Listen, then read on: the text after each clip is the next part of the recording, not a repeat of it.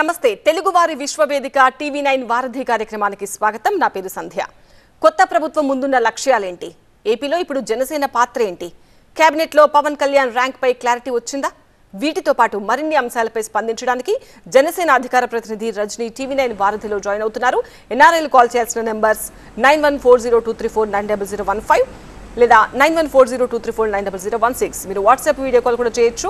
ఆ నెంబర్ 8006036036. రజనీ గారు నమస్తే అండి, వెల్కమ్ టు వారధి. నమస్తే అండి. సో కూటమి ప్రభుత్వం ఏర్పడింది, తొలిసారి జనసేన భాగస్వామ్యమైంది. ఇప్పుడు ఈ ప్రభుత్వం ముందున్న లక్ష్యాలేంటి? ముఖ్యంగా ప్రజలు మా మీద పెట్టుకున్న నమ్మకాన్ని కాపాడుకోవాలి. ఇచ్చినటువంటి భారీ మెజారిటీని ఏదైతే ఉందో 5 ఏళ్ల తర్వాత మళ్ళీ నిరూపించుకోగలిగేలాగా వాళ్ళ మీద మా మీద పెట్టుకున్న నమ్మకాన్ని, అదే రకంగా కూటమి గెలుపులు అంటే ఇక్కడ బీజేపీ కానీ టీడీపీ కానీ అన్నిటినీ ఈక్వల్గా ప్రయారిటీ కల్పిస్తూ ఈరోజు 164 అంటే పక్క రాష్ట్రాలు కూడా ఇటువైపు తిరిగి చూసేలాగా ప్రతిపక్షం కూడా అసెంబ్లీలో లేనంత గొప్పగా, అంటే మనల్ని ప్రశ్నించేవారు లేదు అంటే ఇంకా మన మీద బాధ్యత ఎక్కువ అవుతుంది. సో ఆ బాధ్యతని కాపాడుకోవాలి. అందుకే భయంగా ఉంది అంటూ పవన్ కళ్యాణ్ గారు చెప్పారు. ఇళ్ళలగానే పండగ అవదు అంటూ కూడా ప్రస్తావించారు. అంటే గెలుపు రాగానే సరికాదు, ఆ గెలుపుని కాపాడుకోవాలి. ఇచ్చిన గెలుపుకుని రాష్ట్ర ప్రజలు మన మీద పెట్టుకున్న నమ్మకాన్ని మరింత మెరుగులాగా చూసుకోవాలని మా బాధ్యత అండి. పవన్ కళ్యాణ్ గారు మాట్లాడిన మాటలను కూడా చాలా మంది అభినందించారు. అంతకు ముందులా లేదు, అప్పటి ఆవేశం లేదు, ఎంత హుందాగా మాట్లాడారు అని అపోజిషన్ వాళ్ళు కూడా మెచ్చుకునే పరిస్థితి. ఇక ముందు ఎలా ఉండబోతోంది పవన్ కళ్యాణ్ గారి పాత్ర రాజకీయాల్లో? సార్, రాజకీయాలలో 10 ఏళ్ళు దశాబ్ద కాలం నుంచి ఏ పదవి అధిరోహించకుండా నలిగి నలిగి నలిగి ఎన్నో మాటలు దిగమింగి తన సొంత ఆస్తులు అమ్ముకున్నాడా, ఓడించిన ప్రజల కోసం ఈరోజు నిలబడ్డా అంటే ఈరోజు ప్రజలు గుర్తించారు.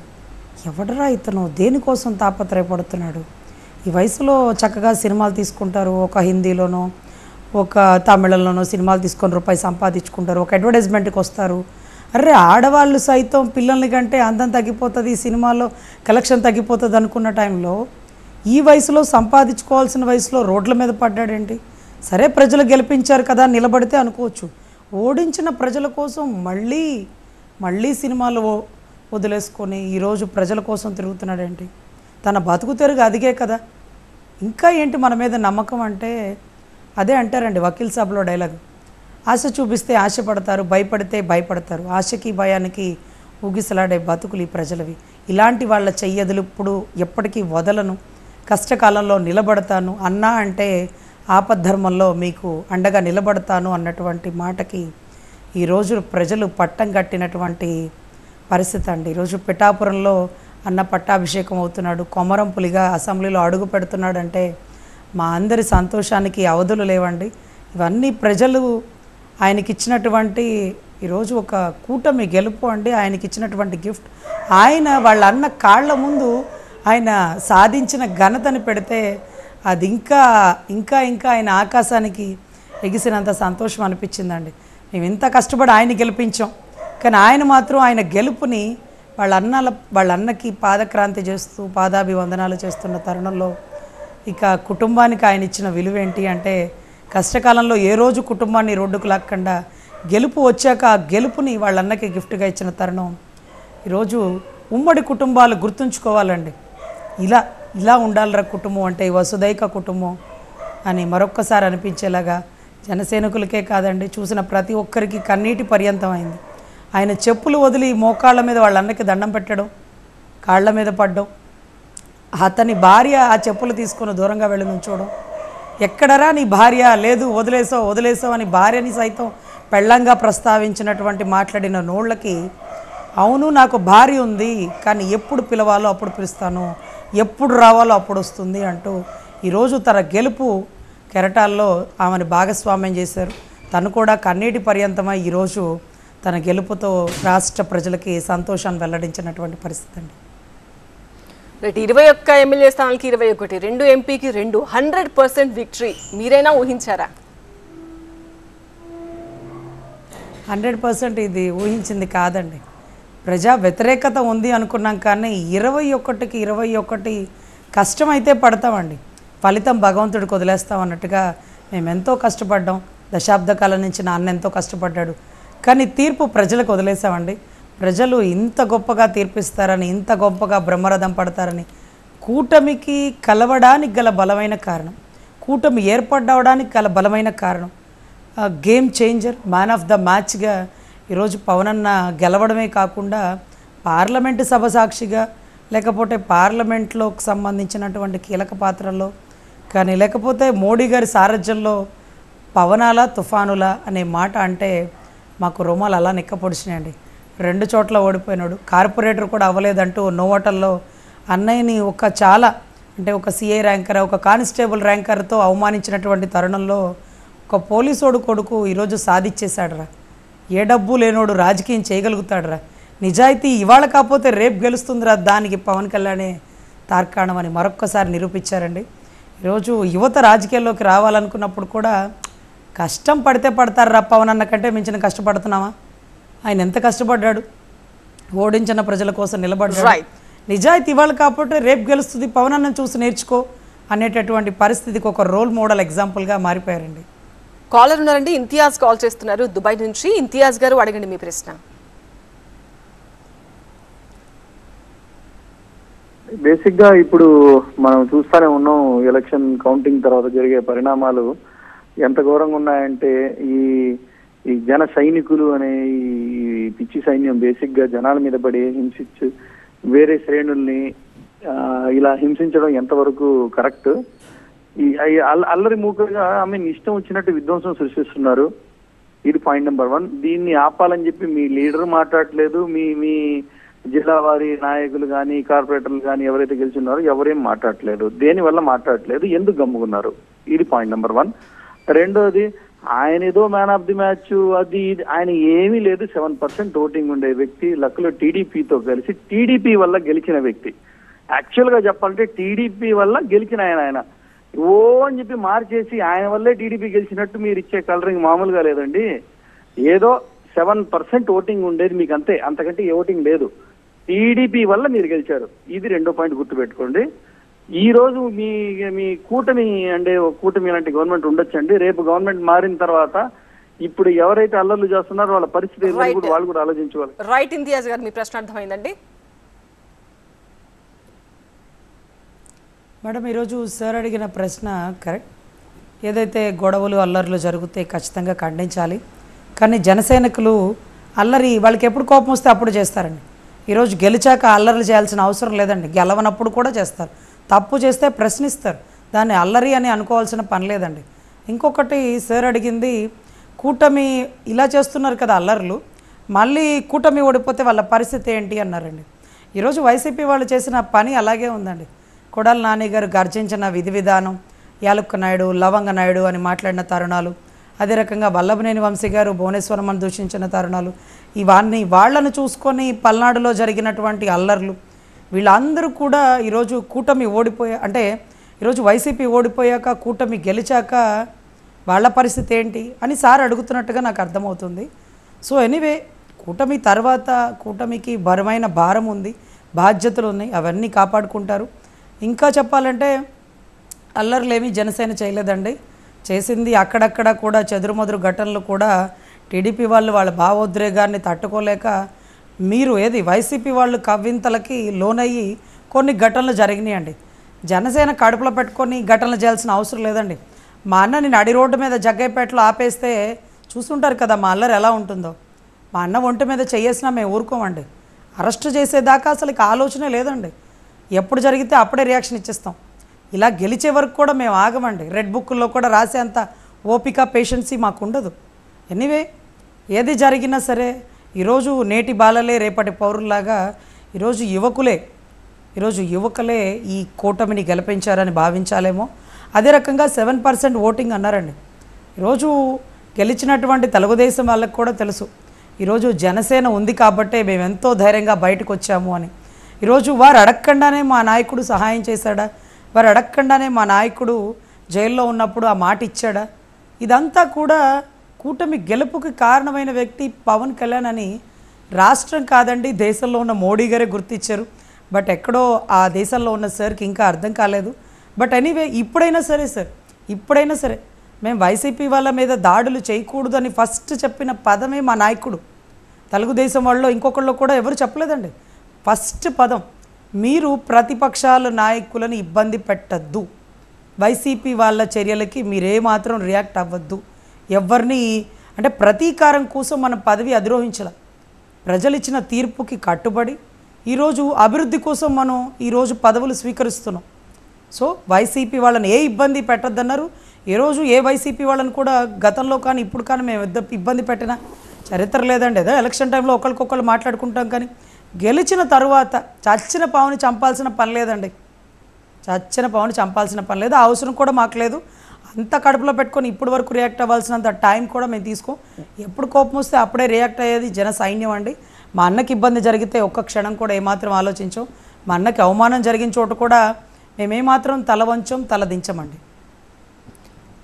ఇప్పుడు కూటమి విజయాన్ని ఒకసారి మనం చూసుకుంటే చంద్రబాబు పైన ఒక అభిప్రాయం ఉంటుంది. ఆయన ఆల్రెడీ సీఎంగా చేశారు, ఎన్నో ఏళ్ల నుంచి ఎమ్మెల్యేగా ఉన్నారు కాబట్టి ఒక అభిప్రాయం ఉంటుంది. బట్ ఇక్కడ జనసేన విషయానికి వస్తే, పవన్ కళ్యాణ్ విషయానికి వస్తే, జనసేన ఎమ్మెల్యేలు ఎవరూ కూడా అసెంబ్లీలో లేరు. ఉన్న ఒక్క ఎమ్మెల్యే కూడా మధ్యలో వెళ్ళిపోయారు. సో పవన్ కళ్యాణ్ కూడా రాజకీయంగా అంత యాక్టివ్గా, అసెంబ్లీలో కానీ ప్రత్యక్ష రాజకీయాల్లో యాక్టివ్గా ఉన్నది లేదు. సో 100% విక్టరీ ఎలా సాధ్యమైంది, ప్రజలు ఎలా నమ్మగలిగారు? సో మీ ముందు ఇంకా ఎలాంటి బాధ్యతలు ఉన్నాయి అంత నమ్మకం మీ మీద పెట్టుకున్నప్పుడు? నమ్మించిన అతను మోసం చేశారండి.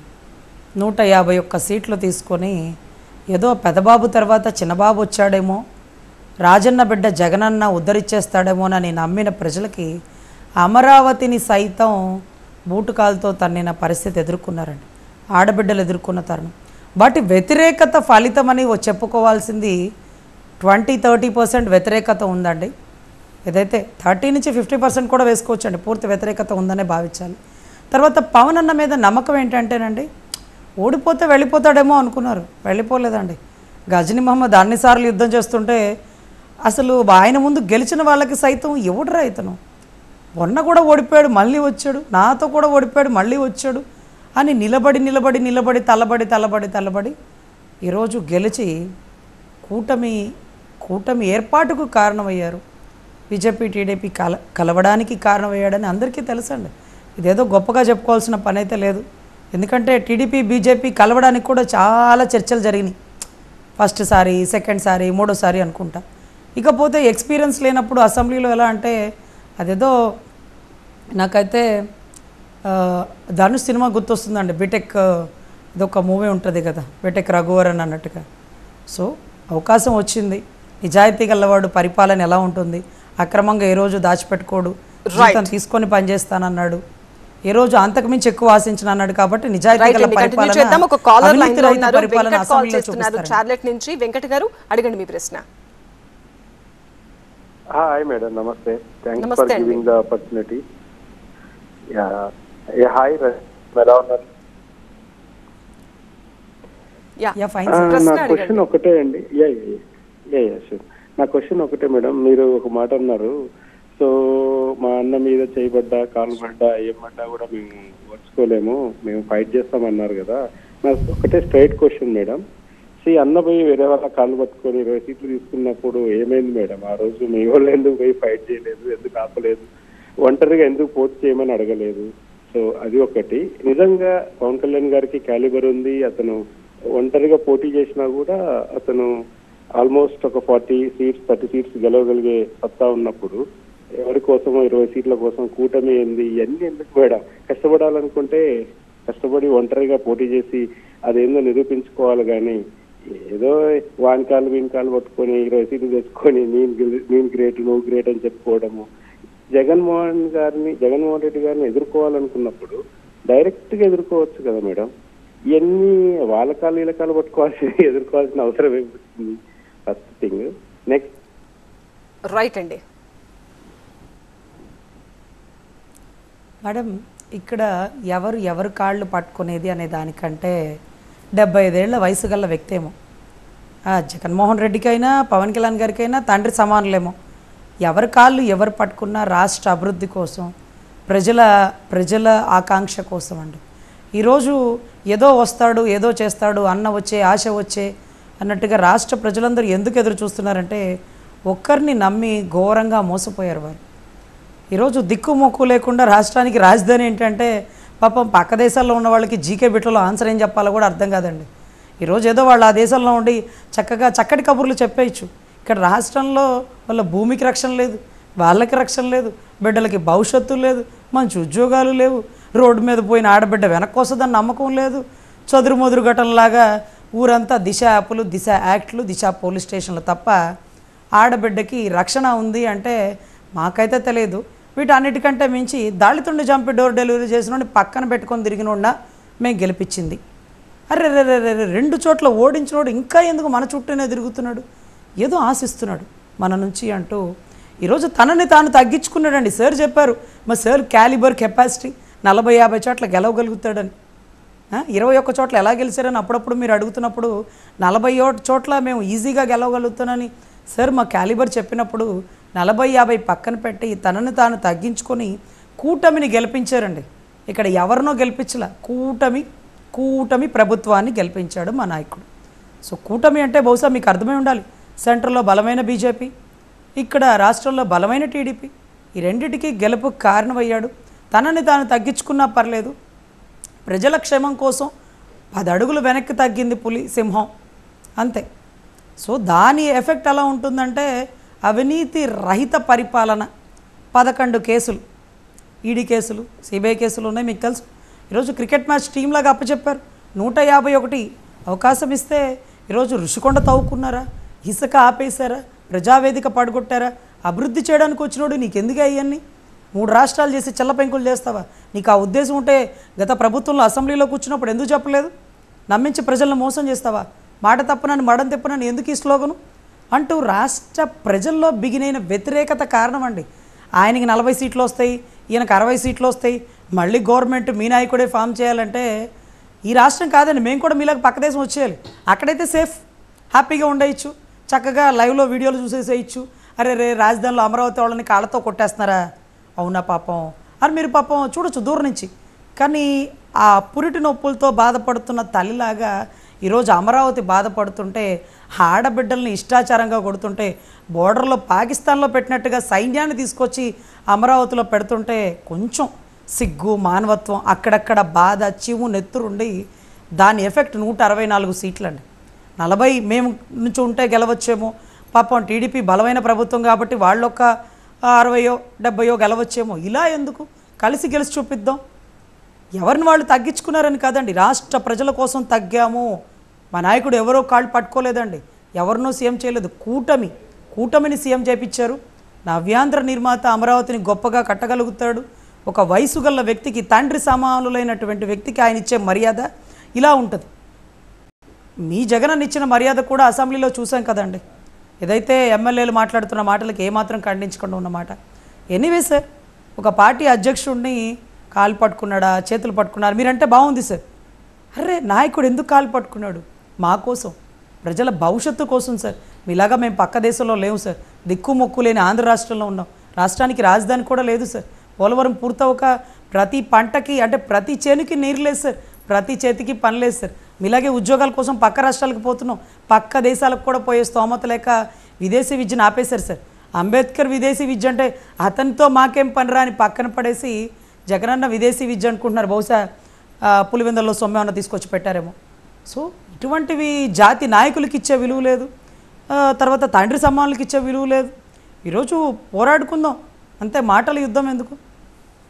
సో ఎనీవే, మీరు ఇచ్చిన ప్రశ్నకి నేను ఇచ్చిన సమాధానం, రాష్ట్రం రావణ కాష్టం అయిపోతున్నప్పుడు మా నాయకుడు తగ్గి ఒకళ్ళ కాళ్ళు పట్టుకున్నా తప్పేం లేదండి. ఆయన మీద అక్రమంగా చేయేస్తే మేము ఊరుకోం, కానీ ఆయన ఇష్టంగా ఎవరి కాళ్ళు పట్టుకున్నా తప్పేం లేదండి. ఎంతో ఆలోచించి తీసుకునే నిర్ణయం కాబట్టి ఆ నిర్ణయానికి మేము కట్టుబడి ఉంటాం.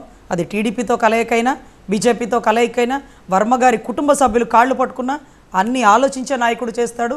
ఆయన అడుగుజాడల్లో పెడతాం, ఏ మాత్రం తగ్గేది లేదండి. ఆయన అక్రమంగా దాడి చేసినా, ఆయన పోలీసు వాళ్ళు పట్టుకున్నా, ఆయన ఇబ్బంది పెట్టినా తిరగబడతామే, కానీ ఆయన ఏ నిర్ణయం తీసుకున్నా, ఆయన ఏ పని చేసినా దానికి స్వాగతిస్తామండి. మేమందరం సైన్యం, ఎప్పుడైనా యుద్ధానికి సిద్ధం. సో ఇప్పుడు కూటమి ప్రభుత్వం ఏర్పడింది. ప్రభుత్వం ముందు ఖచ్చితంగా ఎన్నో సవాళ్లు ఉంటాయి, ఎన్నో లక్ష్యాలు ఉంటాయి. సో లక్ష్యాల గురించి మనం మొదట మాట్లాడదాం. లక్ష్యాల్లో టాప్ 3 ఏం పెట్టుకున్నారు? మేనిఫెస్టోలో పెట్టినట్టుగా మెగా డిఎస్సి అండి.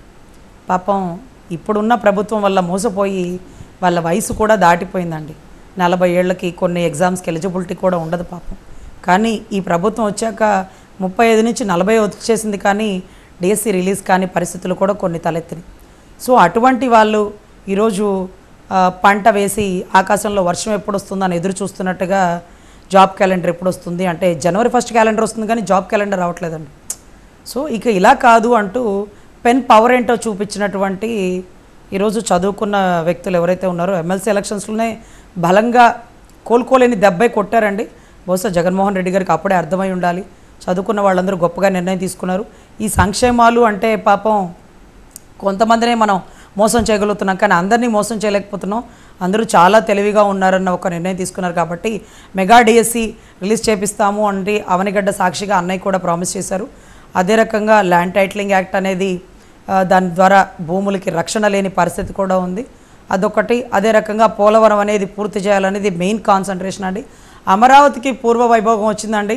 ఆరిపోయిన లైట్లు మళ్ళీ ఫెడ్ లైట్ లాగా వెలుగుతున్నాయండి. మళ్ళీ మాకు సింగపూర్ని మించినటువంటి ఢిల్లీని తలదన్నే రాజధాని కట్టడానికి నవ్యాంధ్ర నిర్మాత 75 ఏళ్ల వయసులో ఒక అలుపెరగని పోరాటం చేస్తున్నారండి. ఆయనతో నేను సైతం అంటూ పవన్ అన్న, లోకేష్ అన్న వీళ్ళందరూ కూడా కూటమి గెలుపుకు కారణమయ్యారు. మేమెప్పుడు మా ఆశీస్సులు మీకు ఉంటాయని మోడీ గారు ఇచ్చిన ఆశీస్సులు ఈరోజు ఢిల్లీ సాక్షిగా బాబు గారిని కానీ పవన్ కళ్యాణ్ గారిని పొగిడిన విధానం ఈరోజు తెలుగోడు దెబ్బ ఢిల్లీలో అబ్బా అనిపించినట్టు ఈరోజు వారిద్దరూ అక్కడ సముచిత స్థానం పొందితే చాలా గర్వంగా అనిపించిందండి.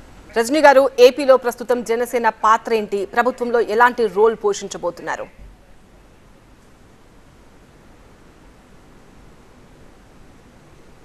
నమస్తే అండి. డిప్యూటీ సీఎం అనేది వినపడుతూ ఉంది. ఏ పదవి ఇచ్చినా ఆ పదవికి అన్న పూర్తిగా న్యాయం చేస్తారు.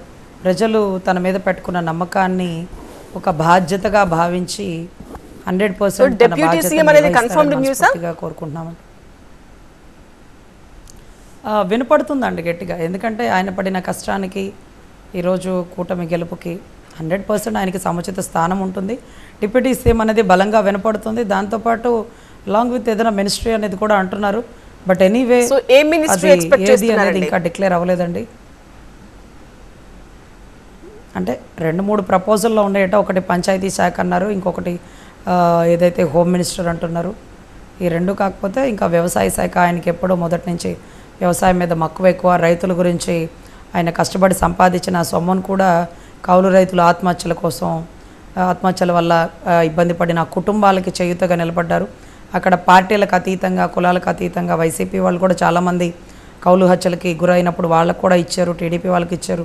ఇక్కడ ఏదైనా కులాలు మతాలు చూడకుండా రైతుల కోసం ఎక్కువ పాటుపడతాడు. ఆయన కూడా ఏమి దాచుకోవాలి అంటే 2 ఎకరాల భూమి తప్ప నాకేం అక్కర్లేదు అంటూ ఆయన మాట్లాడిన మాటలకి బహుశా వ్యవసాయ శాఖ అయినా పంచాయతీ శాఖ అయినా 100% న్యాయం చేయగలుగుతారు.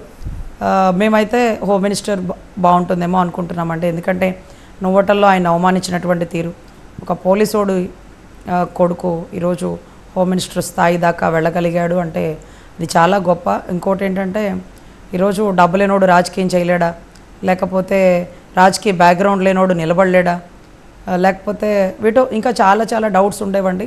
వీటన్నిటినీ తల ఒగ్గి 2 చోట్ల ఓడిపోయినా కానీ బలంగా నిలబడి ఈరోజు తనదైన శైలితో రాష్ట్ర రాజకీయాల్లో ఒక బలమైన ముద్ర వేసుకున్నారండి. రైట్ అండి. జనసేనకు మంత్రి పదవుల ద్వారా ఎలాంటి సేవ అందించాలి రాష్ట్రానికి అని భావిస్తున్నారు? ఏ మంత్రులు ఇస్తారో ఇంకా డిసైడ్ అవ్వలేదండి. ఎనివే మాకు 21లో ఒక 4 మంత్రులు వస్తాయా 5 మంత్రులు వస్తాయా కూడా ఇంకా తెలీదు. ఏ మంత్రులు వచ్చినా సరే పార్టీ కూడా ఇంకా బలోపేతం అవ్వాల్సినటువంటి బాధ్యత ఉంది. అన్ని చోట్ల కూడా బలోపేతం అవ్వాలి. మనము అంటే 21 చోట్ల పోటీ చేసిన 175 చోట్ల బలంగా ఉండబట్టే ఈరోజు అన్ని చోట్ల మనం డిపాజిట్లు కోల్పోకుండా, కొన్ని చోట్ల భారీ మెజారిటీతో, కొన్ని చోట్ల గడపలో కూడా మనదైన శైలి ముద్ర వేసుకున్నారండి. అంటే కూటమిలో టీడీపీ గెలిచినా అక్కడ జనసేన కష్టపడి పనిచేసిందని చెప్పాలి. జనసేన గెలిచింది అంటే టీడీపీ వాళ్ళందరూ ఒక్కతాటి మీద నిలబడ్డారని చెప్పాలి. సో ఈ రకంగా బీజేపీ, జనసేన, టీడీపీ వీరందరూ కలయిక కూటమి గెలుపుకు కారణమైంది. కాబట్టి మంచి మంచి శాఖల్లో మినిస్టర్లు తీసుకొని జనసేన ఇంకా కూడా బలోపేతం అవ్వాలి. అంటే కార్పొరేటర్ స్థాయిలో, అంటే కార్పొరేషన్ స్థాయిలో కానీ, సర్పంచ్ స్థాయిలో కానీ అన్ని చోట్ల కేంద్ర కార్యాలయంలాగా ఆఫీసులు ఉండాలి. అన్ని చోట్ల కూడా జనసేన సైన్యాన్ని ఇంకా కూడా పెంచుకోవాలి. సో ఖచ్చితంగా పార్టీ చాలా బాధ్యతలు అయితే ఉన్నాయండి. అందుకే మా నాయకుడు అంటాడు ఇళ్ళలక్కనే పండగ కాదు అని. సో ఇది జనాలు ప్రభుత్వ వ్యతిరేకత మన మీద పెట్టుకున్న నమ్మకమా, లేకపోతే రాష్ట్ర భవిష్యత్తుని కాంక్షిస్తున్నారా, లేకపోతే వీటన్నిటికంటే మించి కూటమి ఎలా చేస్తుందో చూడాలి అనుకుంటున్నారా? What ever it may B, ఇదే కారణం, ఇది కారణం, ఇది మాత్రమే కారణం అని చెప్పడానికి లేకుండా ఇన్ని రకాలైన కారణాలు నేను చెప్పాను. సో ఈ కారణాలన్నిటినీ భావించి మనదైన శైలిలో బాధ్యతగా పనిచేస్తే ఒక బలమైన ముద్ర అసెంబ్లీలో వేస్తానని మా అన్న చెప్పిన మాటకి 100% స్ట్రైక్ రేట్ చూపించండి. అదే రకంగా 33% ఏదైతే స్థానిక ఎన్నికల్లో మనకి ప్రయారిటీ కల్పిస్తాను. ఇక్కడ తక్కువ సీట్లని బాధపడకండి. ఎన్ని సీట్లలో పోటీ చేసాము కాదు, ఎప్పుడొచ్చాం కాదన్న బుల్లెట్ దిగిందా లేదా అన్నట్టుగా 21 సీట్లలో ఉన్నవాడు నేను తొక్కేది నేనే జగన్ అన్నాడంటే అతని ధైర్యం ఏంటో అతని సైన్యాన్ని అడిగితే చెప్తారు. నిన్ను ఒకవేళ అదే ఒక ప్రామిస్ అండి, తాడేపల్లిగూడెంలో ఆయన ఒక చెప్పిన మాట అనమాట, జగన్ నిన్ను తొక్కేది జగన్, అలా తొక్కకపోతే నా పేరు కొణదెల పవన్ కళ్యాణే కాదు, నా పార్టీ జనసేనే కాదు అన్నాడు. ఆయన చేసిన శబదాన్ని కాపాడుకుంటూ ఈరోజు 21కి 21 స్ట్రైక్ రేట్ చూపిస్తూ 175 చోట్ల జనసేన బలంగా పనిచేసి బలమైన ముద్ర అసెంబ్లీలో వేస్తుందండి. ఎనివే ఇదంతా అన్న మా మీద పెట్టుకున్న నమ్మకాన్ని, లేకపోతే రాష్ట్ర ప్రజలు అన్న మీద పెట్టుకున్న నమ్మకాన్ని, ఇవన్నీ ఒకరికొకరు బాధ్యతగా భావించి కాపాడుకోవాలి, ఇచ్చిన అవకాశాన్ని నిలబెట్టుకోవాలని మనస్ఫూర్తిగా దీని గురించి చెప్తున్నానండి. రైట్. ఏపీలో తక్షణం కేంద్రం నుంచి రావాల్సింది ఏంటి అంటే ఏం చెప్తారండి? ఏపీలో తక్షణంగా కేంద్రం నుంచి రావాల్సింది అమరావతి డెవలప్మెంట్కి నిధులు, పోలవరం పూర్తవడానికి నిధులు, రాష్ట్ర భవిష్యత్తుకి పెద్ద పెద్ద కంపెనీలు రావాలి, మెగా డిఎస్సి రిలీజ్ అవ్వాలి. ఒకటి కాదు, రెండు కాదండి, ఏమీ చేయలేదు, అన్నీ అలాగే ఉండిపోయినాయి, అన్నీ అటకెక్కినాయి, ప్రతిదీ దింపాలా. అంతకుముందు ఒక సోషల్ మీడియాలో ఒక వీడియో వచ్చినట్టుంది, బహుశా మీరు కూడా చూసుంటారు, టీవీ9లో బహుశా ప్లే చేశారో లేదో నాకు తెలియదు. కానీ ఏదైతే ఫ్యాన్ స్విచ్ ఆపేస్తాడు, అక్కడక్కడ నిరుద్యోగం ఎగిరిపోతుంది, రాజధాని ఎగిరిపోతుంది, ప్రజల భవిష్యత్తు ఎగిరిపోతుంది. ఆ ఎగిరిపోయిన కాగితాలన్నీ తీసుకొచ్చి ధర్మచక్రం కింద పెట్టి ఆ ఫ్యాన్ స్విచ్ ఆపేశాడా, లేకపోతే స్పీడ్ తగ్గించాడా, 151 కాస్త 11లో పెట్టాడా, లేకపోతే అసలు పూర్తిగా స్విచ్ ఆపేశాడా, కుర్చీ పక్కన నుంచొని ఈ కుర్చీకి కాపు కాస్తానన్నాడా, whatever it may be, అదే నిరూపించాడు. అన్ని పేజీలు ఎగిరిపోయినాయండి, అన్ని కింద పడిపోయిన కాగితాలని పైకి ఎలా తీసుకొస్తున్నాడో అన్ని కాగితాలకు సంబంధించినటువంటి అంశాలు ఈరోజు పెండింగ్ అయిపోయి ఉన్నాయి. వాటన్నిటిని కాపాడాల్సిన బాధ్యత ఈరోజు కూటమి మీద ఉంది. కాబట్టి ఒక్కొక్కటిగా మొదట నిరుద్యోగం, తర్వాత రైతు సమస్యలు, అమరావతి, పోలవరం, ప్రతీదీ అంటే ఇదంటూ లేదు, ఇదొక్కటే మిగిల్చారు జగన్ గారు, డెవలప్ చేయకుండా ఆపేశారు అంటే అదొక్కటే చేసుకునే వాళ్ళం, ఏమీ చేయలేదండి. దాన్ని క్యాపిటల్ చేస్తాను, దీన్ని క్యాపిటల్ చేస్తాను, అది దాన్ని లోన్లో పెట్టేస్తానంటూ కలెక్టర్ గారి కార్యాలయాలు సైతం ఈరోజు తాకట్లో పెట్టేసిన పరిస్థితి.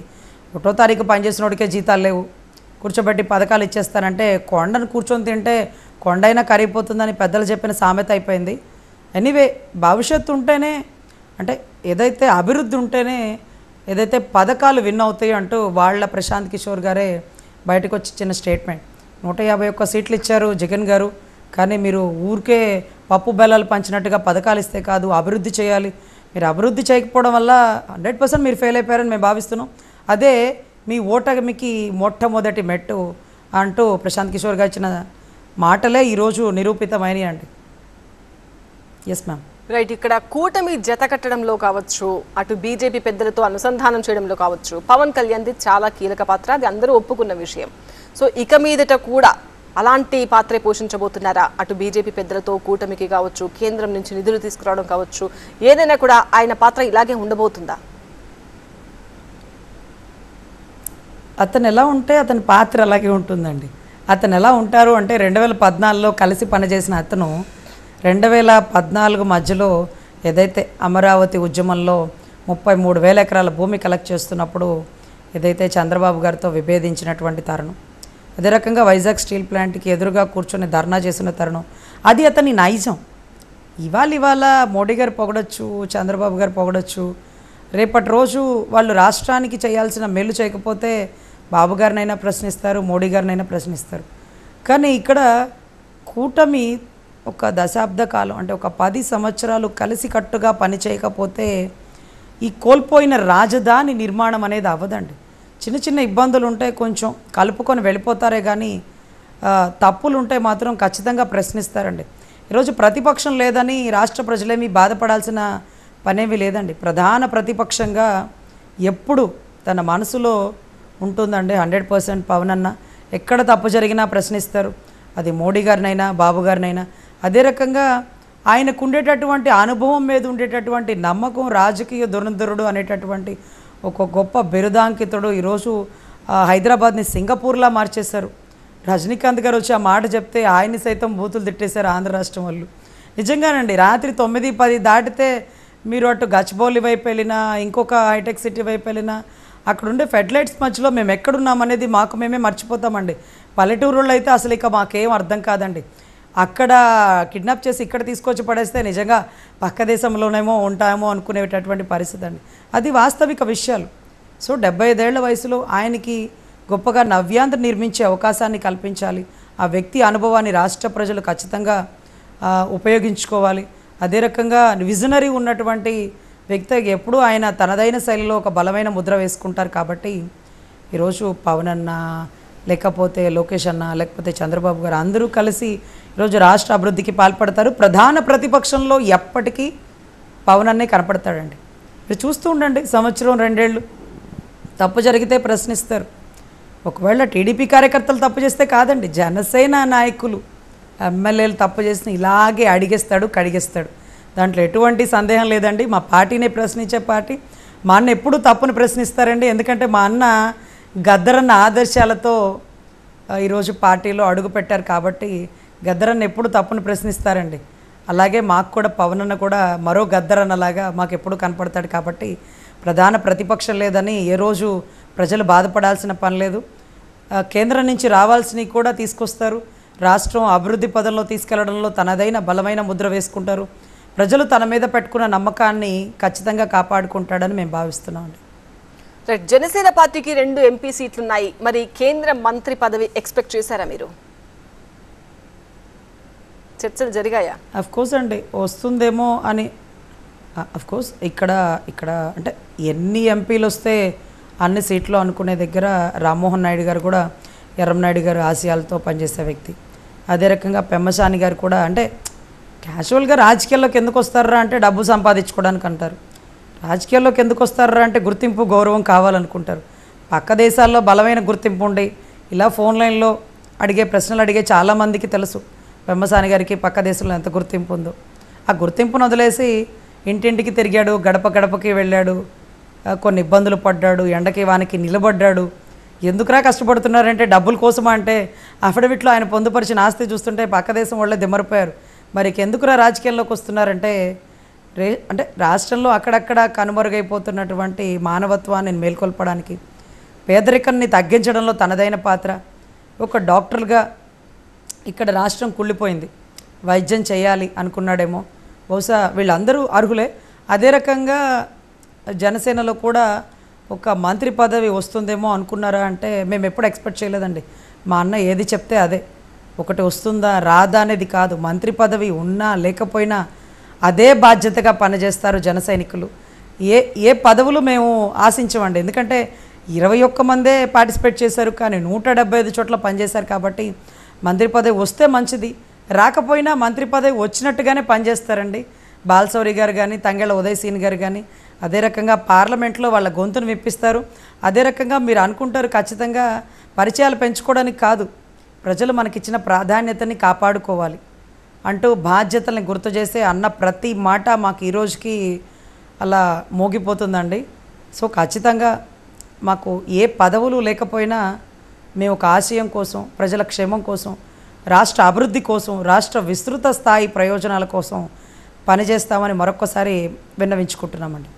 Right, thank you so much Rajani garu. Janasena పెట్టుకున్న లక్ష్యాలు ఖచ్చితంగా నెరవేరాలని మేము కూడా కోరుకుంటున్నాం. Once again thank you so much. ఇది వాటి వారధి కార్యక్రమం. రేపటి వారధిలో మరొక అతిథితో మళ్ళీ కలుద్దాం. చూస్తూనే ఉండండి TV9.